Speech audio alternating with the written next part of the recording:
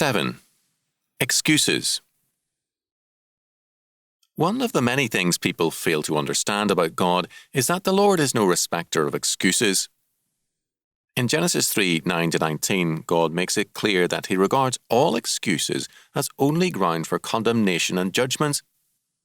Man can never approach God with anything other than perfect faith and obedience. This Jesus Christ has done in our stead, and in addition to this, has given us grace to obey Him.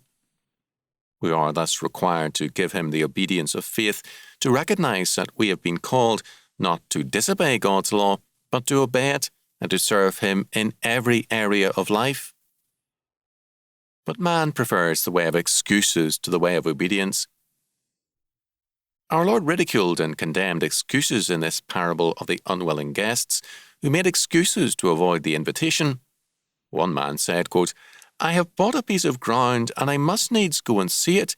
I pray thee have me excused." End quote. Another man said, quote, "I have bought 5 yoke of oxen, and go to prove them. I pray thee have me excused." And another said, "I have married a wife, and therefore I cannot come." Luke 14:16-20. Christ was emphatic that excuses not only have no standing with God, but excite instead His anger. Be sure of this, then, that God accepts no excuses for lack of faith and obedience, for failure to tithe, for failure to serve Him in all our ways, or for failure to know His word. The Lord is no respecter of excuses. A world which is governed by excuses is a dangerous one. It means that if you feel that your sin has value to you, then you have an excuse for sin. It means that a worker is free to destroy or harm an employer's property if he dislikes his wages. It means that we excuse our children's delinquencies because we feel sorry for them or love them. In brief, excuses serve as a means of justifying sin, something God will not permit.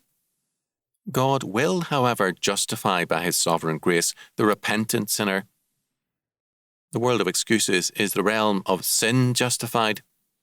The word of grace is the realm of sinners justified and made a new creation in order, quote, that the righteousness of the law might be fulfilled in us. Romans 8:4.